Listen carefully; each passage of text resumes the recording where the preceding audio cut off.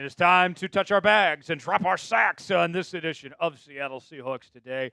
I am the hostess with the mostest, Tyler Jones, your fearless leader here with you. Thanks for joining us.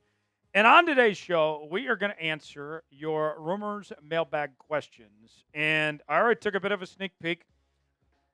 This is our first mailbag we've done since the draft. And you guys have some trade ideas about Jaire Alexander and Adam Thielen.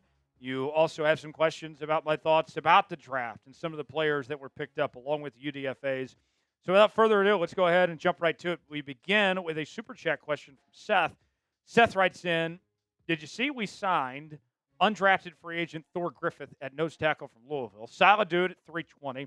Watch this tape, and he has a high motor. Might be a solid sign for nose tackle. So, Seth, Thor, good football player.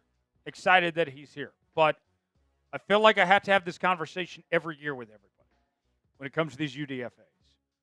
Don't get too excited. Simmer down on expectations here for a moment. Simmer down here. It is extremely difficult for UDFAs to make the 53-man roster. Not saying they can't, but it is very difficult for them to do so. They don't get the benefit of the doubt like the guys that were drafted. They have to go out and earn it.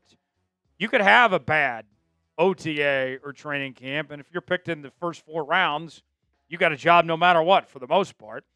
Same can't be said for these UDFAs. They can work their ass off, do everything right, and still not get a spot in the 53-man roster. So what I would say, Thor, to kind of encourage you, not discourage you, is Thor, I think, could be a guy, maybe he doesn't make the initial 53-man, but if he has a good training camp, a good preseason, put him on the practice squad, and if there's an injury or something, his opportunity could come. So, simmer expectations.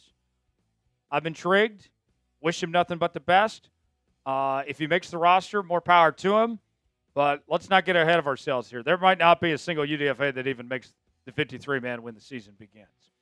Folks, want to make sure not only you're subscribed, but you have your notifications turned on so you're the first to know when we have new content here on Seattle Seahawks Today as we bring you the latest happenings on your favorite team all year, all off-season long with our daily news and rumors. We also have our live shows on Mondays and Wednesdays.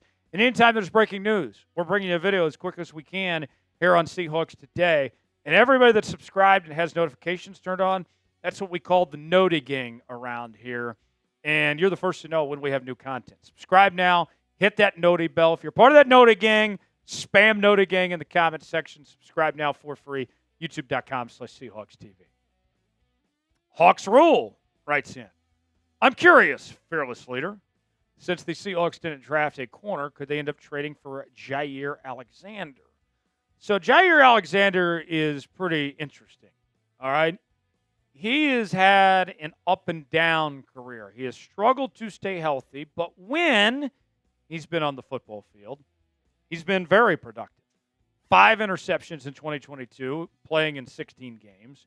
2024, in 7 games played, had 1 interception, a pick 6, 7 pass breakups, and 16 tackles. I like Jaire Alexander. Now, I don't want to give up too much for him, but I'd be willing to pay him the money that it takes. I don't think the contract's the concern, the issue here with trading for Jaire Alexander because Seattle has plenty of cap space, but it's at what cost? How much capital do you have to give up potentially that could cost you? But that's what I'm watching for, especially since Seattle, we found out this week, is likely not going to get any comp picks in the draft next year. They're kind of stuck with what they got. So Jaire Alexander, yeah, I'd be open to a conversation. I would take him any day over Josh Jobe. I've said in the past that I like Josh Jobe, that he's back, but I don't want him starting on this team if I don't have to. By all ears, yeah, I'm very intrigued by the idea of Jaire Alexander. What do you guys think? Should the Seahawks trade for Jaire Alexander? Type T for trade, P for pass.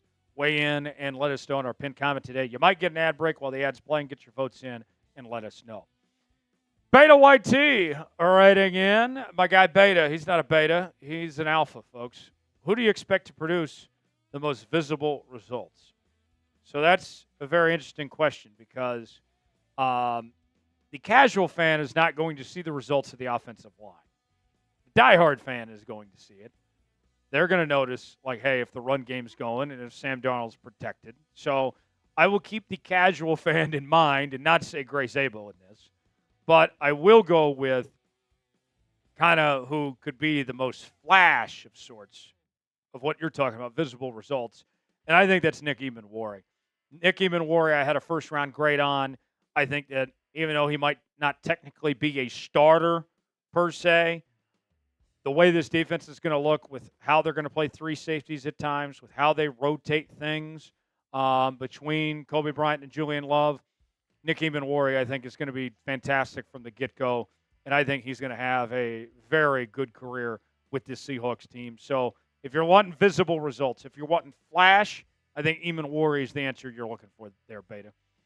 12's every day writes in, sounds like the Panthers might trade Adam Thielen. Would it make sense for Seattle to pick him up? So, yes, Panthers, they're a mess.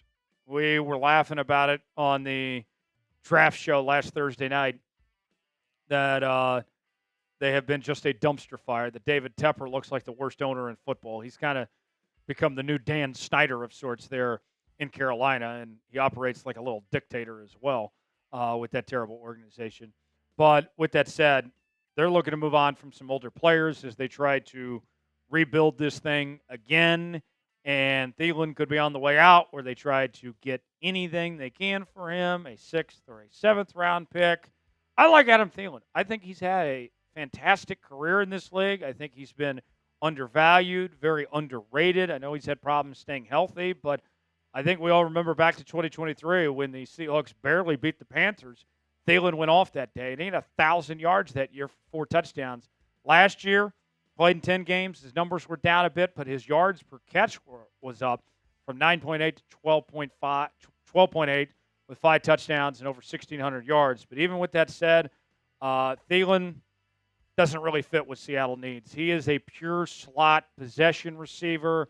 I think if you're looking to add another receiver, you're looking to extend the football down the field, and Thielen's never been that type of guy. So I don't see Seattle trading for Adam Thielen. I don't think it makes sense. Should the Seahawks trade for Adam Thielen? What do you guys think? Pretend you're John Schneider and let us know. Why for yes, in for no. Chime in the comment section. Tell me if they should trade for Thielen or not. Rookie jerseys are available now. Chatsports.com/Seahawks rookies is where you can get yours. Now, you see Zabel in the 1, Milroe in the 00. I can tell you this right now. Neither one of them are going to wear that number. But that is okay, my friends, because once we do get their jersey numbers, then you can get their jersey with their number from our link. Chatsports.com/Seahawks rookies is where you can get those. And maybe you're not feeling like getting a rookie. Maybe it's somebody else that you want to support this summer, whether it's a guy like Sam Darnold or Cooper Kupp, whoever it may be. That same link, we have all those jerseys. Chatsports.com/Seahawks rookies to get yours today.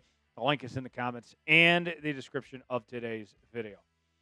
Matt writes in, Seahawks forever. Tyler, you ask us who we wish we had drafted, but who was your top guy you wish Seattle took?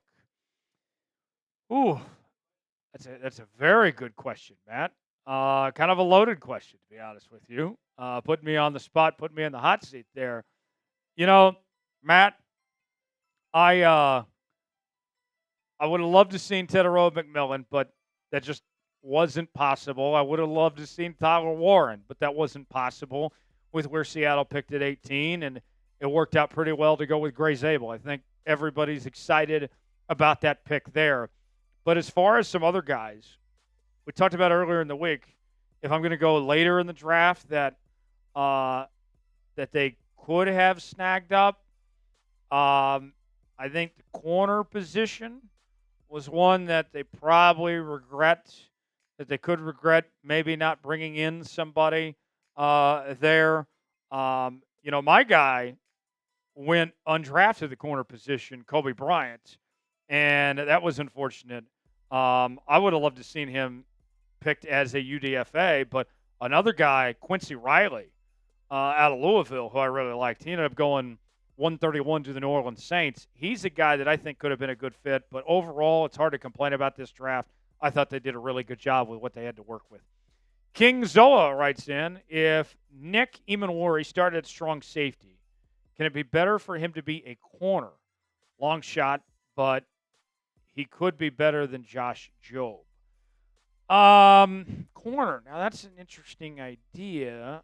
King Zoa, I don't know about that. It looks like a safety. He's been compared to Kyle Hamilton. He said that he's been told by people in the building that he's like Kyle Hamilton. But along those Kyle Hamilton lines, remember the Baltimore Ravens use Hamilton a lot in the nickel spot. Now, Josh Jobe is an outside corner. So maybe you're onto something, but I think the plan is for him to be a safety. I think more likely, if anyone's going to move positions, maybe Kobe Bryant goes back from safety to corner as a possibility. That could potentially be an idea, but I don't see a change coming position-wise for Emanwari there. Last question. Raw Hector writes in, is there a free agent right guard that we can sign to solidify the offensive line? Very good question. And I am pulling up the list as we speak in real time of the free agents that are out there right now at the guard position. And here is what I can tell you here, folks. We got available right now Brandon Shreve, who I like.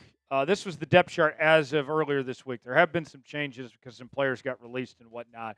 But this gives you a general idea what the starting five would be with Cross, Sable, Olu, Bradford, and Lucas. But Brandon Shreve would be intriguing.